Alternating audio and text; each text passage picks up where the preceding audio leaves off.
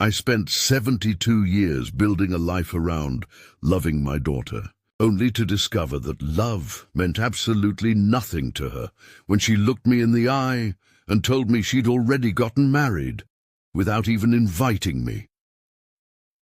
My name is Silas Crowley, and I've lived my entire life in the small town of Millbrook, nestled in the heart of rural Ontario, the kind of place where everyone knows your name, your business, and probably what you had for breakfast. I've called this place home for 7 decades, watching it change from a bustling farming community to a quiet retirement haven, where the most exciting thing that happens is when Mrs. Henderson's cat gets stuck in a tree.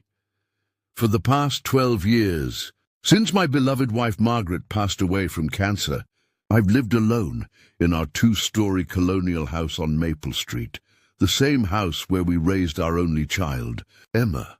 Every morning I wake up to the sound of silence that still feels foreign after all these years. The house that once rang with Margaret's laughter and Emma's childhood giggles now echoes only with my footsteps and the occasional creak of settling wood. Emma is my world, my reason for getting up each morning, my pride and joy, my everything. She's 34 now, living in Toronto, working as a marketing director for some big tech company. Smart as a whip, beautiful as her mother, and ambitious in ways that both inspire and worry me. We talk every Sunday without fail, a tradition that started when she moved to the city 15 years ago for college and never came back. I've always understood her need to spread her wings. Hell, I encouraged it. When she got that scholarship to the University of Toronto, I drove her there myself in my old pickup truck, helped her move into her dorm, and told her to chase every dream she'd ever had. When she landed her first job in the city, I celebrated like she'd won the lottery. When she got promoted, I bragged to everyone at the local diner until they probably wanted to stuff a napkin in my mouth. But there's always been this unspoken understanding between us, that despite the distance, despite our different worlds, we were still family. That I was still her father, and she was still my little girl who used to sit on my shoulders to pick apples from our backyard tree. 3 months ago, Emma called with news that made my heart soar higher than it had in years. She was engaged to David Chen, a lawyer she'd been dating for 2 years. I'd met David twice, nice young man, polite, clearly adored my daughter. During that phone call, I could hear the joy in Emma's voice, the excitement that reminded me of when she was 7 years old on Christmas morning. "Dad, we're thinking of having the wedding next spring," she'd said, her voice bubbling with happiness. "Maybe May. I want you to walk me down the aisle, of course." And I was thinking we could have some of Mom's favorite flowers. I'd gotten choked up right there on the phone. The thought of walking my daughter down the aisle, of seeing her in her wedding dress, of finally having the chance to give the father of the bride speech I'd been mentally preparing for years, it filled a hole in my chest I hadn't even realized was there. I'd be honored. "Sweetheart," I told her, my voice thick with emotion, "your mother would be so proud." For 3 months, I threw myself into wedding preparations with the enthusiasm of a man half my age. I researched photographers, florists, and caterers in the Toronto area, sending Emma links and suggestions. I had my only suit dry cleaned and started planning what I'd say in my speech. I even drove to the city twice to meet with potential venues, wanting to be involved in every detail of my daughter's special day.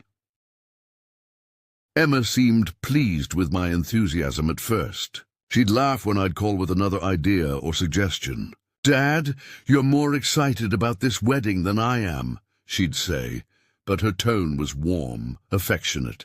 Or so I thought. Looking back now, I can see the signs I missed. The way her responses to my calls became shorter. How she'd changed the subject when I brought up wedding details. The increasing frequency of her saying, "We haven't decided yet," or "We're still figuring things out." but I chalked it up to the stress of planning a big event while maintaining a demanding career. I told myself she was just overwhelmed, that she'd appreciate having her old dad handle some of the legwork. I was so naive. This morning started like any other.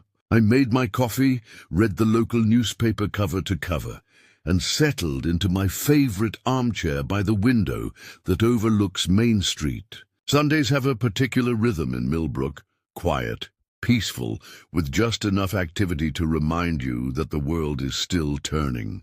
The church bells ring at 9. Families walk to the community center for the weekly pancake breakfast, and by noon, the town settles into that lazy Sunday afternoon pace. At exactly 2 o'clock, as I have every Sunday for the past 15 years, I picked up the phone to call Emma.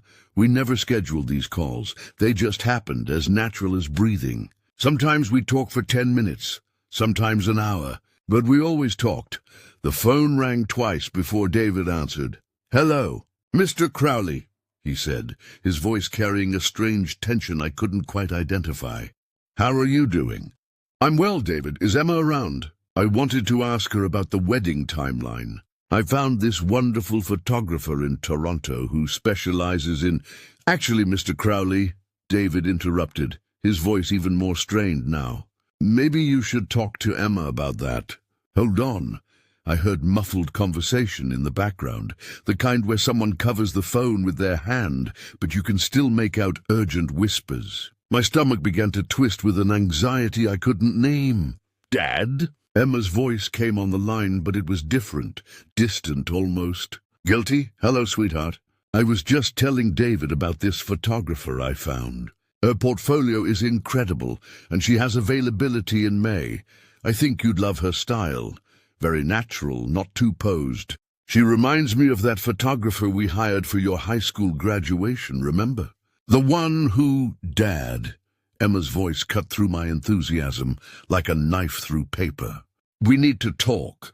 Those 4 words sent a chill down my spine that had nothing to do with the October weather outside. In my 72 years on this earth, I've learned that when someone you love says we need to talk, in that particular tone, you're about to hear something that will change everything.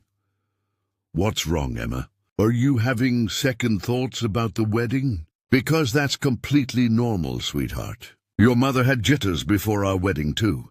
It's a big step, and if you need more time, Dad, please just listen to me." Her voice was barely above a whisper now. "About the wedding." My heart was pounding so hard I could hear it in my ears. "What about the wedding, Emma?" The silence that followed felt like an eternity. I could hear my own breathing, the tick of the grandfather clock in the hallway, the distant sound of children playing in the street outside. Normal sounds of a normal Sunday afternoon, completely at odds with the growing dread in my chest. "Dad," Emma finally said, her voice so quiet I had to strain to hear her. "We got married yesterday." For a moment I thought I'd misheard her. The words seemed to hang in the air, not quite making sense, like when you first wake up and can't remember where you are. "I'm sorry, what did you say?" "We got married yesterday, Dad. David and I, we had a small ceremony at City Hall." The phone slipped from my hand, clattering onto the hardwood floor. I stared down at it. Emma's voice, now a tiny, distant sound coming from the receiver. My legs felt weak, unsteady, as if the ground beneath me had suddenly turned to quicksand. I picked up the phone with shaking hands. "Emma, I don't understand. Yesterday was Saturday. We talked about May.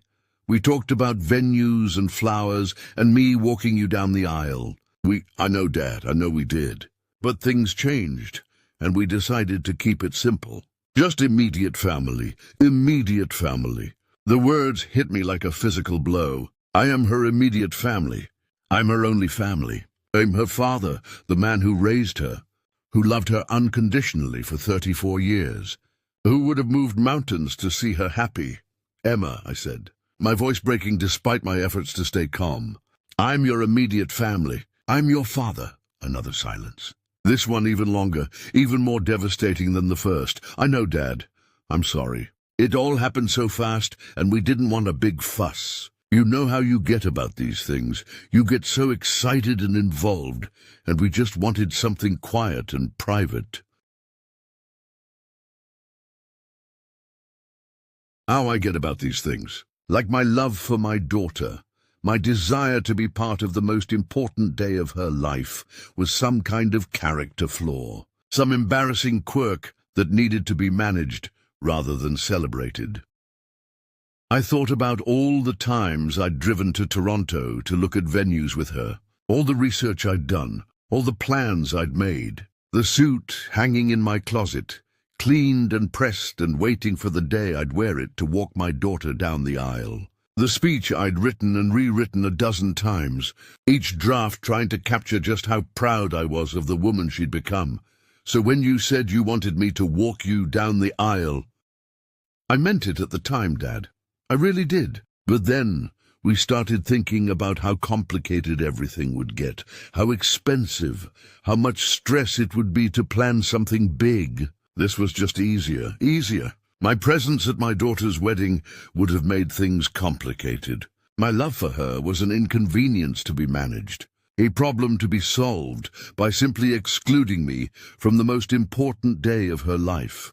I sat there in my armchair, looking out at the quiet Sunday afternoon in Millbrook, and felt something break inside my chest. Not my heart, that was still beating, still pumping blood through my body.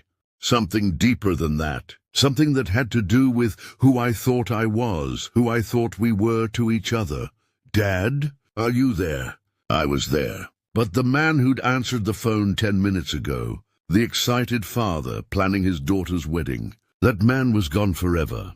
Before we continue with Silas's heartbreaking story, if you're finding yourself emotionally invested in what happens next, please hit that like button and subscribe to our channel. Your support helps us bring you more real, powerful stories that touch the heart. Now let's return to Silas. I don't know how long I sat there holding that phone after Emma hung up. Time seemed to have stopped, like those moments right after a car accident when your mind can't quite process what just happened. The grandfather clock in the hallway kept ticking, tick, tick, tick, each sound echoing through the house like a countdown to some terrible realization I wasn't ready to face. When I finally set the phone down, my hands were trembling. Not the slight tremor that comes with age, but the violent shaking of a man whose entire world has just shifted off its axis. I stared at those hands, weathered, spotted with age, hands that had built tree houses and braided hair, hands that had applauded at every school play and graduation ceremony, and wondered what they were for now. The house felt different. The same furniture, the same family photos on the mantel, the same afternoon light filtering through the lace curtains Margaret had hung 20 years ago. But everything felt hollow, like a movie set after the actors have gone home. I walked from room to room, my footsteps echoing louder than they ever had before. In Emma's old bedroom, I stopped. I hadn't been in here for months, maybe longer. Margaret used to come in here every week to dust, long after Emma had moved out. Just in case she comes home, she'd say, and I'd tease her about being sentimental. After Margaret died, I'd kept up the tradition without really thinking about why. The room was exactly as Emma had left it when she graduated high school. Band posters on the walls. She played clarinet in the school orchestra. A bookshelf filled with young adult novels and textbooks she'd never taken to college. Her desk, where she'd spent countless hours doing homework while I helped with math problems, and Margaret checked her essays. On the nightstand was a framed photo from her 16th birthday. Emma, Margaret, and me at the local diner, celebrating with a chocolate cake that said Sweet 16 in pink frosting. Emma's braces glinting in the camera flash, Margaret's arm around her shoulders, my own face beaming with pride. We looked so happy. So complete. Had that happiness been real, or had I just imagined it? I picked up the photo, studying Emma's face for clues I might have missed. Was there already a distance there I'd been too blind to see? Some sign that she was just tolerating her boring old dad and his embarrassing enthusiasm? The phone rang downstairs, jolting me back to the present. For a wild moment, my heart leapt. Maybe it was Emma calling back to explain, to tell me it was all a misunderstanding, that of course she wanted me at her wedding, but it wasn't Emma, it was Harold Peterson from next door. Silas? You okay over there? I saw you through the window earlier and you looked like you'd seen a ghost.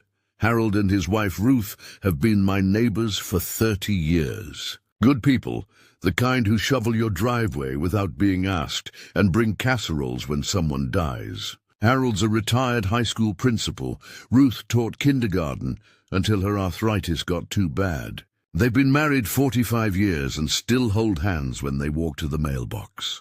I'm fine, Harold, I lied, my voice sounding strange even to my own ears. You sure? Ruth's making her Sunday roast. Why don't you come over? No sense eating alone on a Sunday. The invitation hung in the air. A normal Sunday dinner with normal people who probably still talk to their children every week, whose children probably still invited them to important life events. The thought of sitting at their dining room table, making small talk about the weather and the church bazaar, while my chest felt like it was caving in, seemed impossible. Thanks, but I'm not feeling great. Think I might be coming down with something. All right, well, holler if you need anything. Ruth made enough roast for half the town anyway. After I hung up, the silence came rushing back, heavier than before. I found myself walking to the kitchen, opening the refrigerator, staring at the leftover meatloaf and green beans from Friday night. When had I last eaten? This morning? Yesterday?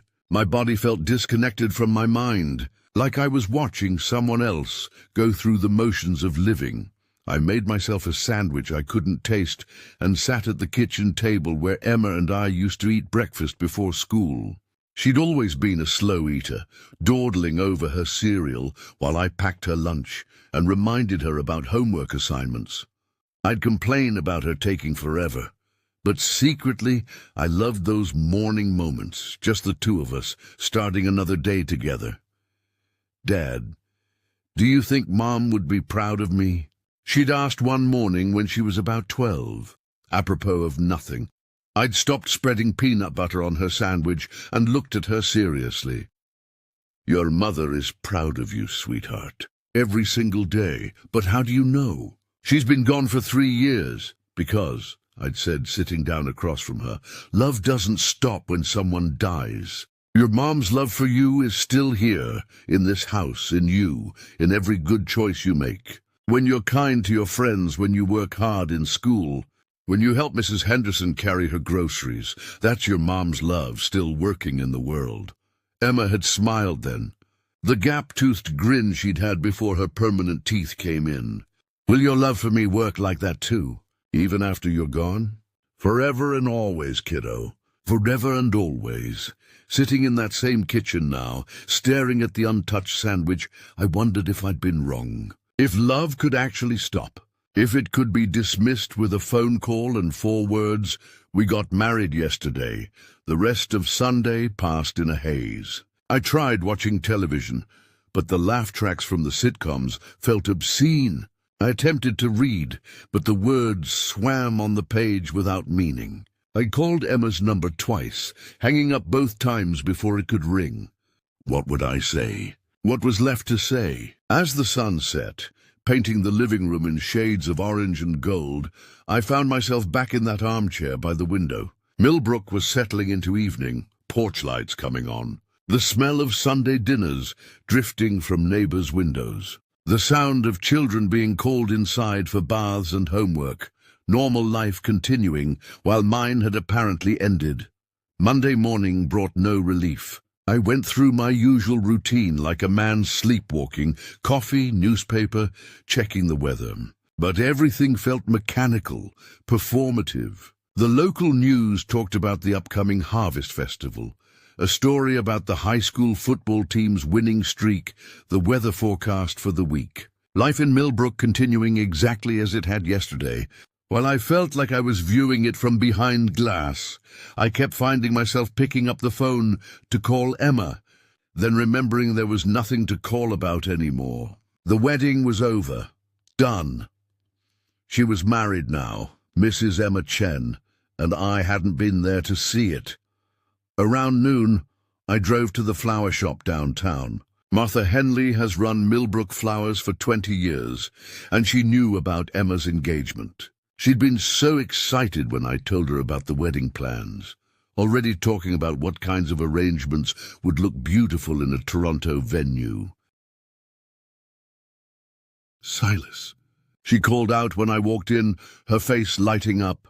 Perfect timing. I just got in the most gorgeous white roses. When's Emma's big day again? May? We should start thinking about— There won't be a wedding, I said quietly. Martha's smile faltered. Oh no, did they postpone? The venues in Toronto get booked so far ahead. They got married yesterday. At City Hall, without me. The words felt like glass coming out of my throat. Martha's face went through a series of expressions. Confusion, shock, then something that looked uncomfortably like pity. Oh, Silas, I don't know what to say. Neither did I. I bought a small bouquet of daisies, Margaret's favorite, and drove to the cemetery outside town. I hadn't been there in a few weeks, and Margaret's headstone looked smaller than I remembered, almost lost among the newer, more elaborate markers that had gone up around it. I sat on the little bench I'd installed next to her grave and told her everything. About the phone call, about Emma's words, about the way my chest felt like it had a hole punched through it. I talked until my voice was hoarse, until the afternoon shadows grew long, until the groundskeeper came by to lock the gates for the night. Margaret didn't answer, of course, but I could almost hear what she would have said if she could. She'd always been the practical one, the problem solver. She would have told me to give Emma time, that maybe there was more to the story, that rushing to judgment never helped anyone. But Margaret wasn't here, and Emma was married, and I was alone in ways I'd never imagined possible.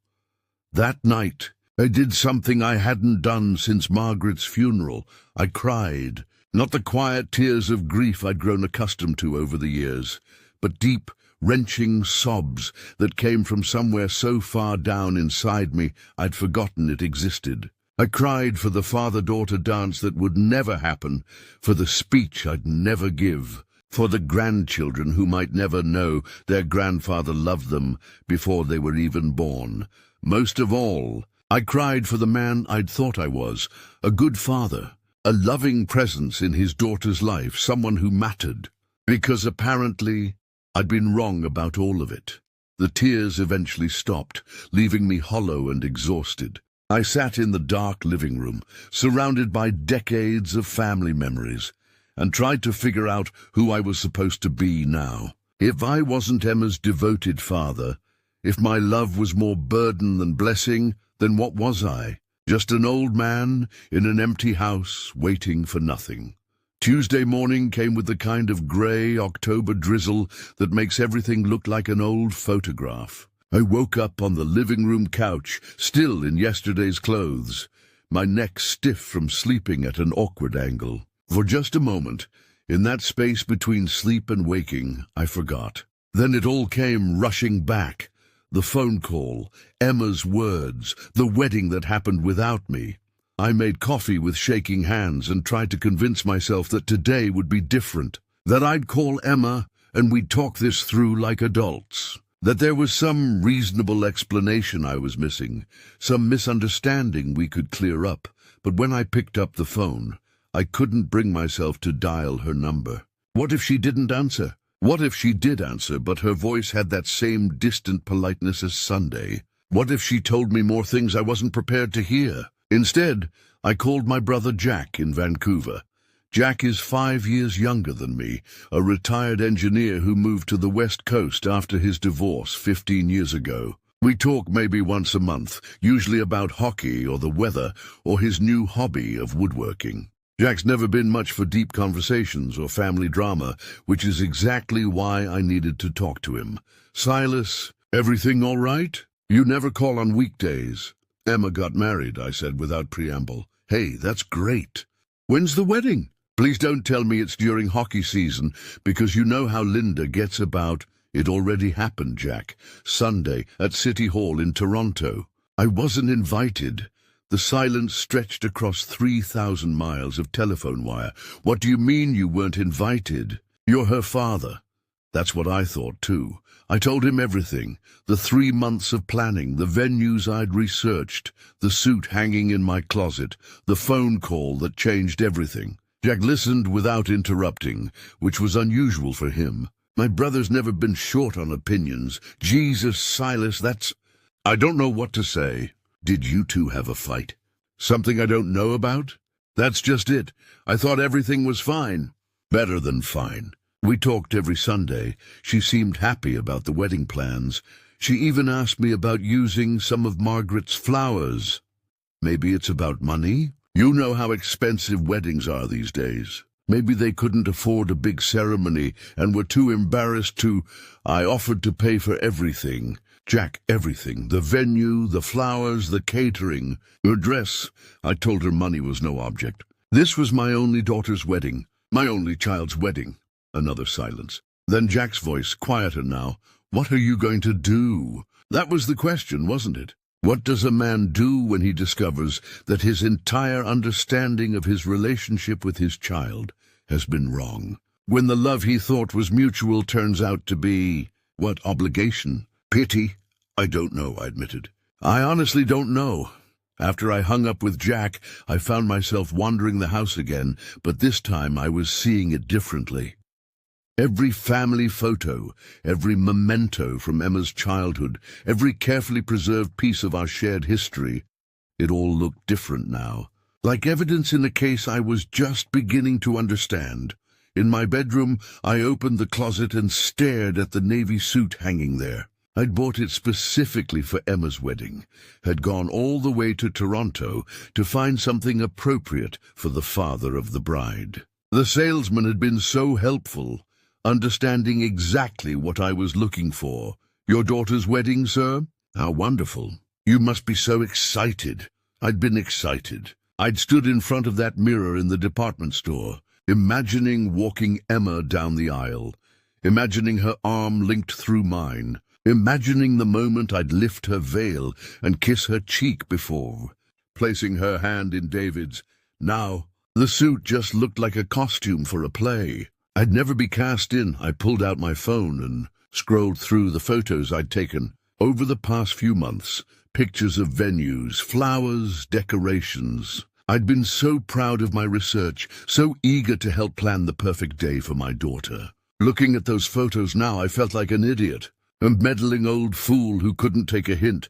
How many times had Emma politely deflected my suggestions? How many times had she said, "We'll see," or "We're still deciding," when what she really meant was, "Please stop"? How many conversations had I dominated with my excitement while she sat on the other end of the phone, probably rolling her eyes and checking her watch? The thought made me sick to my stomach. Around noon, I drove to the hardware store. I didn't need anything specific. I just couldn't stand being in the house anymore, surrounded by all those memories that might have been lies. Tommy Morrison owns Morrison's Hardware, took it over from his father 20 years ago. Tommy's about Emma's age, married with 3 kids, the kind of young man who still calls his elders sir and means it. Mr. Crowley, good to see you. How's Emma? Still living in the big city? She's married now, I managed. Married? Well, I'll be damned. When was the wedding? Must have been quite the celebration.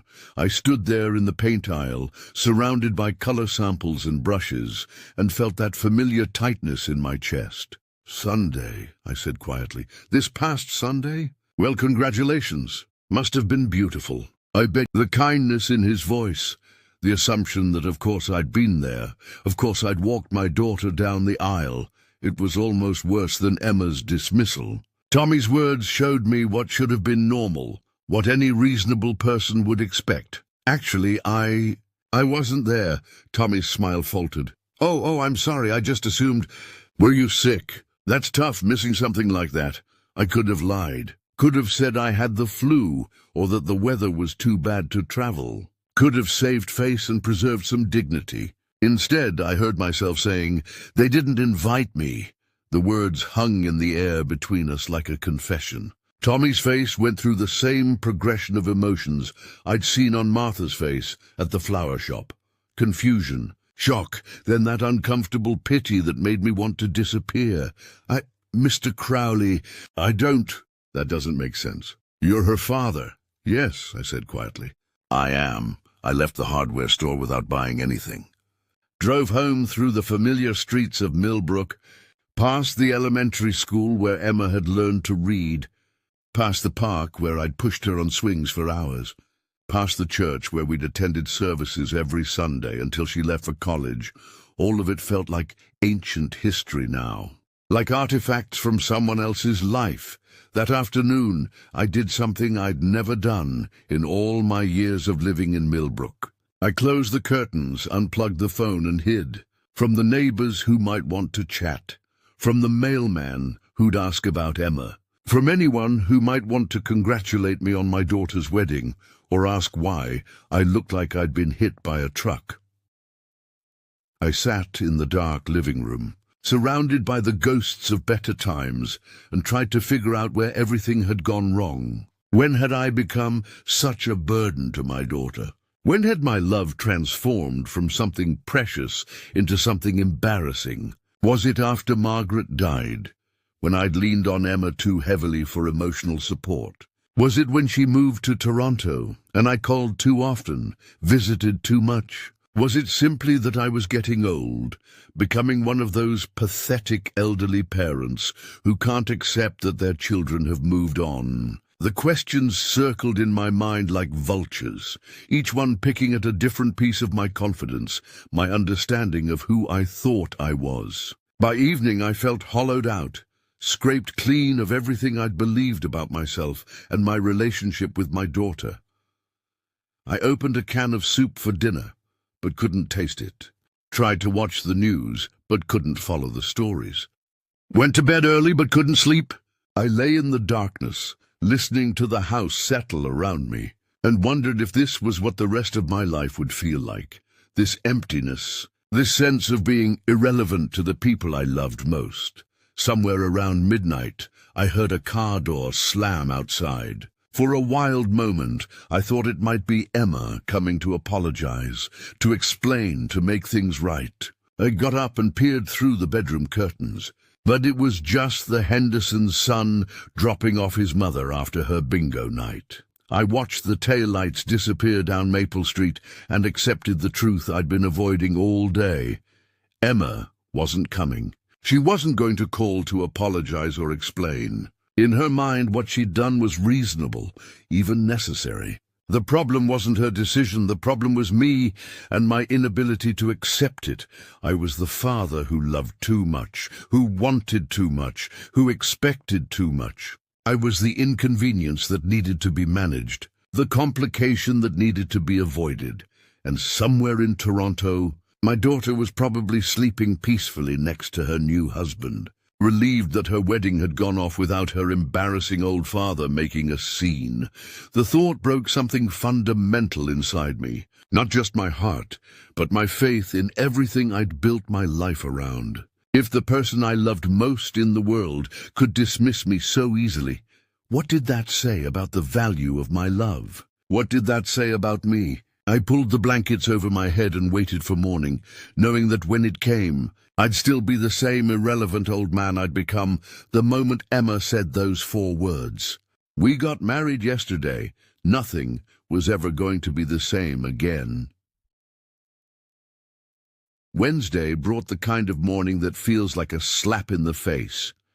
Bright sunshine streaming through windows, birds chirping in the maple trees, the whole world acting like nothing had changed. I'd managed maybe 2 hours of actual sleep, spending most of the night staring at the ceiling and replaying every conversation I'd had with Emma over the past 3 months.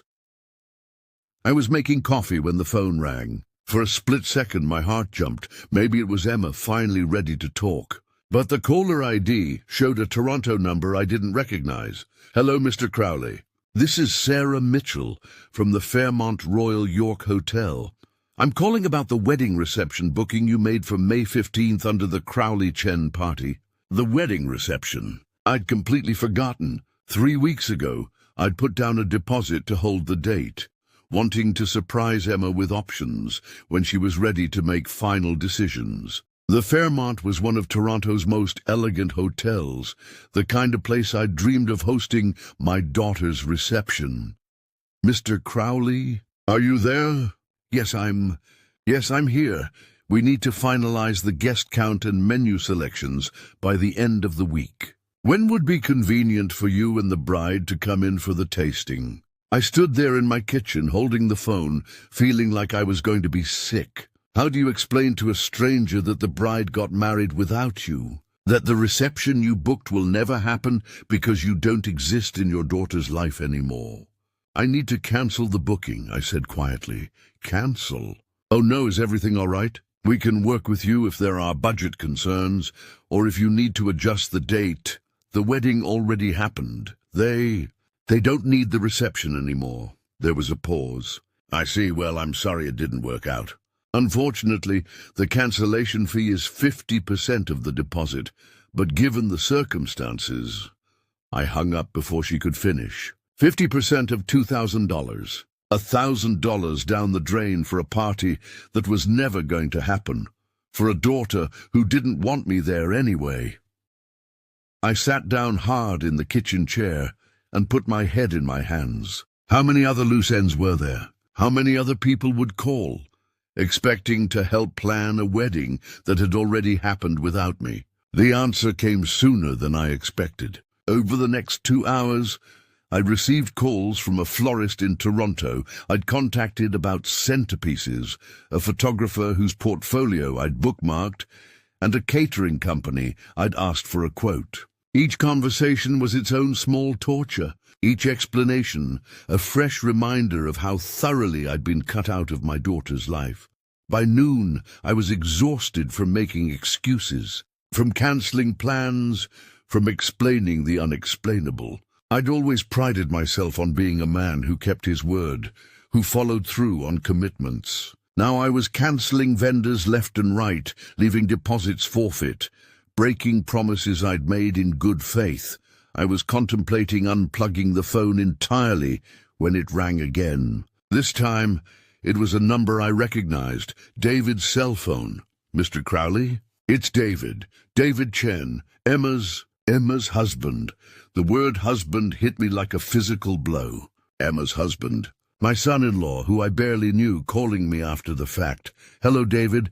I wanted to call you personally to explain about Sunday." Emma wanted to call herself, but she's been so busy with work, and I thought maybe it would be easier if... "Easier for who?" I interrupted, surprised by the edge in my own voice. David was quiet for a moment. "Mr. Crowley, I want you to know this wasn't about you. Emma loves you very much. It's just that she's been under a lot of pressure at work lately, and planning a big wedding seemed overwhelming. When we realized we could just go to City Hall and make it official, without telling me, we talked about calling you. But Emma was worried you'd try to talk us out of it, or that you'd want to make a big thing out of it. And she just wasn't ready for that kind of stress. There it was. The truth laid bare. My daughter was worried I'd try to talk them out of getting married. That my presence, my involvement, my love, it was all just stress she wasn't ready for. "David," I said slowly, "do you have a father?" "Yes, sir. My parents live in Richmond Hill. Were they at your wedding?" Another pause. Longer this time. "Yes, sir. They were. All of them? Your parents, Emma's grandparents, siblings, whoever you consider family." "Mr. Crowley, I think you're misunderstanding. Were they all there, David?" "Yes," he said quietly. "They were all there." I closed my eyes. Everyone had been there. David's family, extended family, probably friends from work.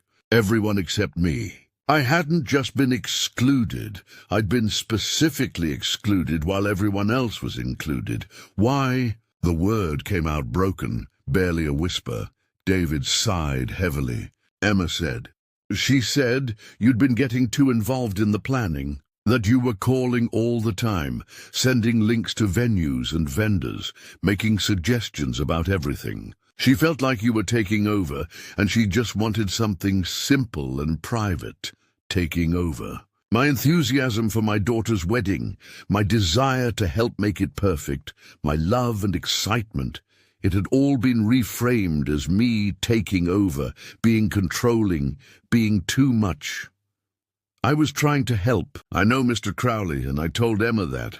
But she said you didn't listen when she tried to hint that she wanted less input, that you kept pushing even when she said things like, "We'll see," or "We're still deciding." He was right, of course. I had kept pushing. When Emma seemed hesitant about my suggestions, I'd assumed she was just stressed or overwhelmed. I doubled down, tried harder to help, sent more information, made more calls. I'd interpreted her politeness as encouragement and her silence as gratitude. I'd been so wrong about everything. "David," I said finally, "can I ask you something?" "Of course." "Do you think I'm a bad father?" The question hung in the air for what felt like an eternity. I could hear traffic in the background of wherever David was calling from, the normal sounds of a Wednesday afternoon in Toronto. "No, sir. I don't think you're a bad father at all. I think you're a father who loves his daughter very much. Maybe sometimes too much for her comfort. Too much." There it was again. The recurring theme of my failure. Loving too much, caring too much, wanting too much.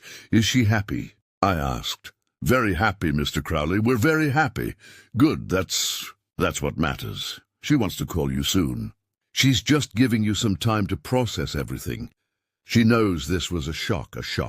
As if finding out your daughter got married without you was like discovering she'd changed her hair color or bought a new car. A mild surprise, not a fundamental destruction of everything you thought you knew about your relationship. Tell her." I started, then stopped. What could I tell her? That I was hurt? That I was devastated? That I felt like a stranger in my own life? What good would any of that do? "Tell her I hope she's happy," I said finally. "That's all I've ever wanted for her." "I will, Mr. Crowley, and thank you for understanding." Understanding. I wasn't sure I understood anything anymore, but I made the appropriate noises and ended the call. I sat in my kitchen for a long time after that, watching the afternoon shadows move across the floor. The house felt different again, not just empty, but irrelevant, like a museum dedicated to a life that had turned out to be less significant than I'd thought.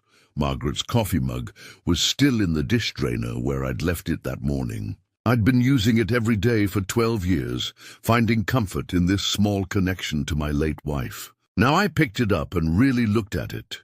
A silly thing with a cartoon cat and the words, "World's Best Mom," in faded pink letters. Emma had given it to Margaret for Mother's Day when she was 8 years old. Saving up her allowance to buy it at the school gift shop, Margaret had treasured that mug, used it every single day until she got too sick to drink coffee anymore. After she died, I'd started using it myself, imagining I could somehow absorb some of the love Emma had put into that gift. But looking at it now, I wondered if even that had been an illusion. Had 8-year-old Emma really chosen that mug with love, or had it just been what the teacher told the class to buy for their mothers? Was every gesture of affection I'd treasured over the years just obligation dressed up as love? I set the mug back down carefully and walked to the living room. The photo albums were on the bottom shelf of the bookcase, years of family memories, carefully documented and preserved. I pulled out the most recent one, the one that covered Emma's high school years and college graduation. Page after page of pictures told the story I'd believed was true. Emma and me at her high school graduation, both of us beaming. Emma and me at her college orientation, her looking excited and me looking nervous. Emma and me at various birthdays, holidays, family gatherings, but now I looked at those pictures with different eyes. In how many of them was Emma's smile just a little too forced? In how many was she leaning slightly away from me rather than toward me? How many times had I posed us for photos while she waited patiently for it to be over? I'd thought I was documenting our close relationship. Instead, I'd been documenting her polite tolerance of my overwhelming affection. The realization hit me with the force of a physical blow. I hadn't lost my daughter on Sunday when she told me about the wedding. I'd never really had her at all, not in the way I'd thought anyway. I'd had an elaborate fantasy, a carefully constructed delusion that she'd been too kind to shatter until she absolutely had to. I closed the photo album and put it back on the shelf. Outside, the sun was setting over Millbrook, painting the sky in shades of orange and pink that Margaret would have loved. But I couldn't appreciate the beauty anymore. Everything that had once brought me joy was now tainted with the knowledge that it had all been built on a foundation of lies I'd told myself. My phone buzzed with a text message. For just a moment, hope flared in my chest. Maybe it was Emma, finally ready to talk. It was from Jack in Vancouver. "Thinking about you, brother. Call if you need to talk." I stared at the message for a long time before putting the phone away without responding. What was there to say? That I'd spent the day canceling wedding plans and learning that my love was a burden? That I'd discovered I was the kind of father children tolerate rather than treasure? That the man I'd thought I was had never existed at all? Night fell over Millbrook like a curtain, and I sat in the dark living room, surrounded by the artifacts of a life I was just beginning to understand had been largely imaginary. Tomorrow would bring another day of people asking about Emma, another day of explaining the unexplainable, another day of pretending that having your heart torn out was just one of those things that happens. But tonight, I just sat in the darkness and mourned not just for what I'd lost, but for what I'd never actually had in the first place. What am I supposed to do now? I asked, my voice breaking. You're supposed to give her space, real space. No calls, no visits, no texts asking how she is or if she needs anything. You're supposed to let her come to you when she's ready, and if she never is. Patricia's sigh was audible across the phone line. Then you'll know you loved her enough to let her go. After I hung up, I sat in the kitchen staring at the phone. Everything Patricia had said made terrible perfect sense. I'd been so focused on my own love for Emma, my own need to be close to her, that I'd never stopped to consider what she needed from me. I walked through the house, seeing it with new eyes again. But this time, instead of looking for evidence of Emma's false affection, I was looking for evidence of my own obsession. And it was everywhere. The guest bedroom that I'd kept exactly as it was when Emma lived at home, just in case she wanted to stay over. She hadn't stayed over in 8 years. The kitchen calendar where I still marked her birthday, her work anniversaries, holidays she might want to celebrate. As if keeping track of her life from a distance could somehow keep me connected to it. The stack of newspaper clippings on the kitchen counter, articles about Toronto, about her industry, about things I thought might interest her. I'd been saving them for months, planning to send them to her or bring them up in conversation. In my bedroom dresser, I found something that made me sick to my stomach. A folder labeled Emma Updates, where I'd been keeping printouts of her LinkedIn profile, screenshots of her company's website, even Google Street View images of her apartment building. I'd told myself I was just staying informed about her life, but looking at it now, it felt like stalking. How had I become this person? When had loving my daughter turned into monitoring her life from afar? I thought about the wedding planning, about all the vendors I'd contacted, all the research I'd done, all the suggestions I'd made. I'd thought I was being helpful, but what I'd really been doing was trying to insert myself into every aspect of her special day. No wonder she'd felt overwhelmed. No wonder she'd decided it was easier to just exclude me entirely. The phone rang again. I almost didn't answer, afraid of another well-meaning person asking about the wedding I hadn't attended. But it was Jack again. "How are you holding up, brother?" "Not great," I admitted. "Jack, can I ask you something?" "Shoot." "After your divorce, how often did you call the kids?" "Once a week, usually Saturdays." "Why? What about visiting? Maybe every other month?" "They're in Calgary with their mother, so it's not exactly a quick trip."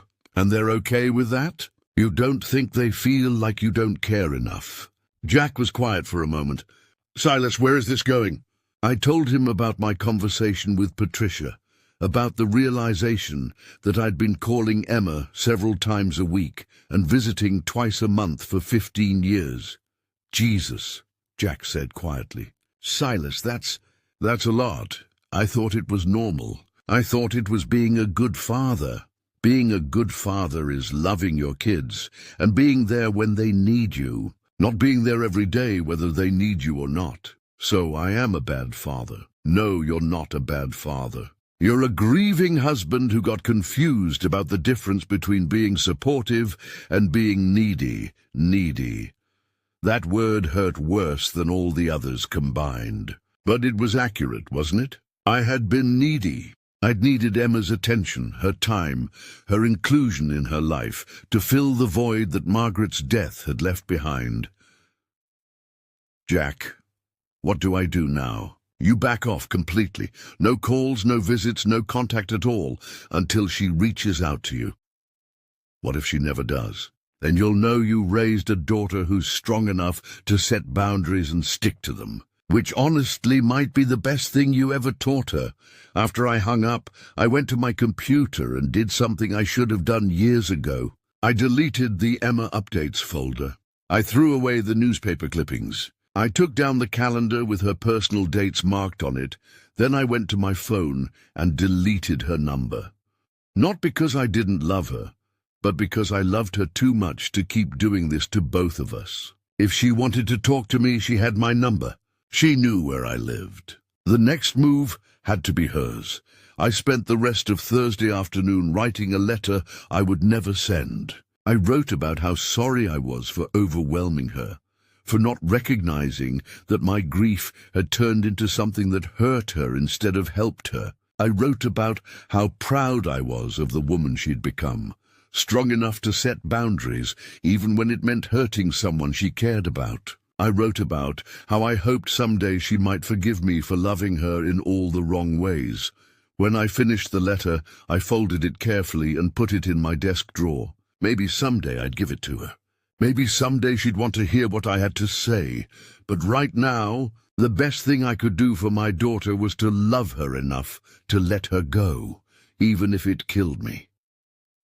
As the sun set over Millbrook, I sat in my living room and tried to figure out who I was supposed to be now. For 12 years, I'd defined myself as Emma's devoted father. But devotion without wisdom was just selfishness dressed up in prettier clothes. Tomorrow, I would start learning how to be the father Emma actually needed instead of the one I'd wanted to be. Tomorrow, I would start the hardest thing I'd ever done, loving my daughter by leaving her alone. Tonight, I would mourn, not just for the relationship I'd lost, but for the man I'd become without realizing it. A man who'd confused his own needs with love, his own fear of loneliness with paternal devotion. The house felt different again, not empty, purposeful, like a place where healing might eventually be possible. But first, I had to learn how to stop needing my daughter's life to give meaning to my own. Friday came with the kind of silence that feels heavier than sound. I woke up in my own bed for the first time in days, having forced myself to sleep there instead of on the couch, surrounded by the debris of my shattered illusions. The first thing I thought when I opened my eyes wasn't about Emma, it was about Margaret, and how disappointed she would be in what I'd become. Margaret had always been the wise one in our marriage, the one who understood people's hearts better than they understood themselves. If she were here, she would have stopped me years ago. She would have seen what I was doing to Emma and to myself, would have sat me down with that gentle but firm voice she used when someone needed to hear a hard truth. Silas, she would have said, you're not helping her by hovering. You're teaching her that she can't trust her own judgment, that she always needs Daddy to fix everything. Is that the kind of woman you want to raise? But Margaret wasn't here, and I'd had to figure it out the hard way, by losing my daughter completely. I made coffee in a regular mug, leaving Margaret's special cup in the cupboard. It felt like a small act of rebellion against my own tendency to cling to symbols and memories instead of living in the present. Today, I was going to start practicing the hardest lesson of my life, how to love someone by letting them go. The phone didn't ring all morning. For the first time in years, I wasn't waiting for it to ring. I'd deleted Emma's number, and I'd made peace with the fact that any contact between us would have to come from her end. It should have felt liberating, but instead, it felt like amputating a limb, necessary for healing, but agonizing nonetheless. Around noon, I drove to the cemetery. I hadn't been there since Monday, when I'd poured out my heart to Margaret's silent headstone. Today felt different. Today, I wasn't going to complain or seek comfort. Today, I was going to make a promise. The October air was crisp, carrying the smell of fallen leaves and the faint smoke from someone's chimney. Margaret's grave looked peaceful in the afternoon light. The flowers I'd brought earlier in the week, still fresh enough to be beautiful. I sat on the little bench and looked at her name carved in granite. Margaret Rose Crowley, beloved wife and mother, 1951-2013. "I messed up, Maggie," I said quietly. "I messed up so bad." A breeze rustled the maple leaves overhead, and for a moment I could almost hear her voice. "I know, honey, but mistakes aren't permanent unless you refuse to learn from them. I don't know how to fix this. I don't even know if it can be fixed. Some things can't be fixed. Silas, sometimes the best you can do is stop making them worse." I'd been having these imaginary conversations with Margaret for 12 years, but today felt different. Today, I wasn't looking for her to make me feel better. I was looking for her to help me be better. "I'm going to leave Emma alone," I said aloud. "Completely alone. No calls, no visits, no birthday cards, nothing. I'm going to let her decide if she wants her father in her life, and I'm going to respect whatever she decides." The wind picked up, scattering leaves across the graves around us. I watched them dance and settle, thinking about how sometimes the most loving thing you can do is stop trying to control where things land. "And I'm going to figure out who I am when I'm not Emma's father," I continued. "Who I am when I'm just Silas, not someone's husband or someone's dad. I think I forgot how to be just me." It was true. For 40 years I'd been Margaret's husband. For 34 years I'd been Emma's father. For the past 12 years I'd been a widower clinging to his remaining family. But who was I underneath all those roles? What did Silas Crowley want from life when he wasn't trying to be indispensable to someone else? I stayed at the cemetery until the late afternoon shadows grew long, thinking about these questions I'd never asked myself. When I finally drove home, I felt something I hadn't experienced in days. Not peace exactly, but a kind of exhausted acceptance. This was my life now. This was what I had to work with. That evening, I did something I hadn't done in years. I cooked dinner for one person. Not a meal large enough for leftovers that I could pretend were for when Emma visited. Not something I could offer to neighbors or friends. Just a simple dinner, perfectly portioned for a man eating alone. I made a grilled cheese sandwich and tomato soup, comfort food that reminded me of being a child in my mother's kitchen. I ate slowly, tasting every bite, trying to remember what it felt like to eat for pleasure instead of just sustenance.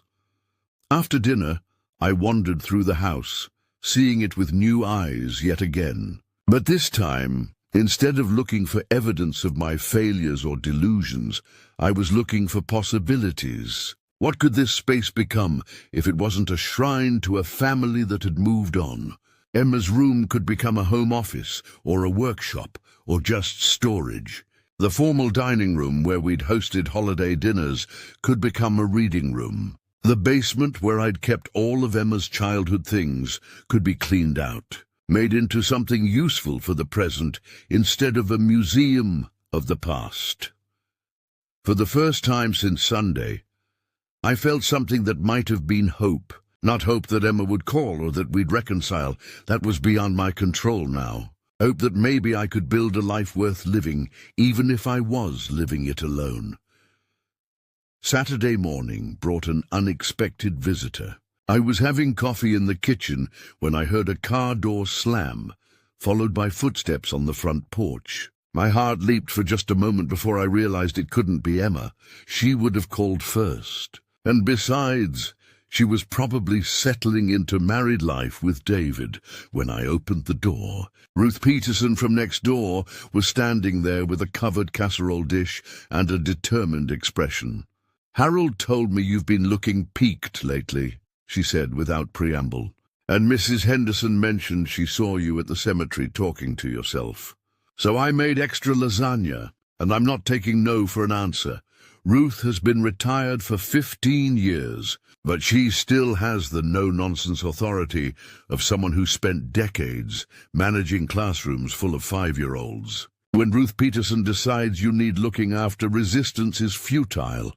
That's very kind, Ruth, but I'm doing fine. Nonsense. You're rattling around in that big house like a marble in a shoebox. Come over for dinner Sunday after church, and we'll have a proper meal." I started to decline automatically, then stopped. Why was I saying no? Because I was embarrassed about Emma. Because I didn't want to admit I was lonely? Ruth and Harold were good people who'd been my neighbors for 30 years. Maybe it was time to stop hiding from kindness. "I'd like that," I said, surprising us both. "Thank you." Ruth's stern expression softened. "Good. 6 o'clock. And Silas, whatever's going on with you, it's not the end of the world. Trust an old teacher. I've seen people survive worse than whatever you're going through." After she left, I sat with her lasagna warming in my oven and thought about how long it had been since I'd accepted help from anyone. For years I'd been so focused on being helpful to Emma that I'd forgotten how to let other people be helpful to me. Maybe that was part of the problem. Maybe I'd been so determined to be needed that I'd forgotten how to need others in healthy ways. The phone rang while I was eating Ruth's lasagna. I checked the caller ID carefully. It was Jack. "How are you doing, brother?" "Better," I said, and was surprised to realize it might actually be true. I deleted Emma's number from my phone. That's good. That's a good first step. "Jack, can I ask you something? After your divorce, when you moved to Vancouver, what did you do with all the extra time? The time you used to spend being married, being a hands-on father?" "I learned to paint," he said without hesitation. "Terrible paintings, mind you, but I'd always wanted to try, and suddenly I had Saturday afternoons with nothing to do. Paint? Huh. I also took a woodworking class, joined a hiking group, learned to make proper sushi. Point is, I tried things that had nothing to do with being somebody's husband or father. I figured out what Jack liked to do when he wasn't trying to make other people happy, and it worked, eventually. Took a while to stop feeling guilty about enjoying myself, but yeah, it worked. After I hung up, I went to the basement and looked around at all the space I'd been using to store Emma's childhood things. Boxes of school papers, old toys, clothes that hadn't fit her for 20 years. A museum of a daughter who'd grown up and moved on while I was busy preserving every artifact of her childhood. It was time to clean house.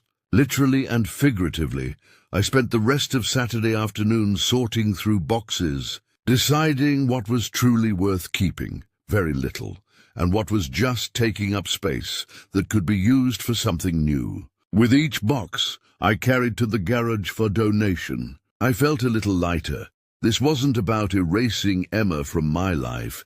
It was about making room for whoever I was going to become next. Sunday morning, I did something I hadn't done in years. I went to church alone. Not because I was hoping to run into people who would ask about Emma, but because I wanted to sit quietly and think about grace, about forgiveness, about second chances and new beginnings. The sermon was about the parable of the talents, about not burying your gifts in the ground, but using them to create something valuable. I'd been burying my gifts in the ground for 12 years, so focused on Emma that I'd forgotten I had anything else to offer the world. After church, I drove to the bookstore in town and bought a book about woodworking. Then I stopped at the hardware store and picked up a beginner's set of tools. If Jack could learn to paint at 67, I could learn to build things at 72. At 6 o'clock, I walked across the yard to Harold and Ruth's house, carrying a bottle of wine and feeling nervous in a way I hadn't in years. It had been so long since I'd been social without Emma being the topic of conversation. But Harold and Ruth didn't ask about Emma once during dinner. Instead, we talked about the weather, the upcoming election, Ruth's arthritis, Harold's new bird feeder. Normal conversation between neighbors who cared about each other but didn't need to excavate each other's deepest sorrows. When I got home that night, the house felt different again. Not empty, ready for whatever came next. I sat in my armchair by the window and looked out at Maple Street, where the streetlights were coming on and neighbors were settling in for another quiet Sunday evening. For the first time in a week, I wasn't thinking about Emma or what she was doing, or whether she was thinking about me. I was thinking about the woodworking bench I might build in the basement, about the book I wanted to read, about the possibility that maybe, just maybe, there was life left to be lived on this side of 72. It wasn't the life I'd planned. It wasn't the life I'd wanted. But it was the life I had, and maybe that was enough. Maybe I was enough all by myself, without being essential to anyone else. The thought was terrifying and liberating in equal measure. If this story is touching your heart the way it's touching mine, please take a moment to hit that like button and subscribe to our channel. Your support means everything to us as we share these deeply human stories of love, loss, and redemption. Now let's see what happens next.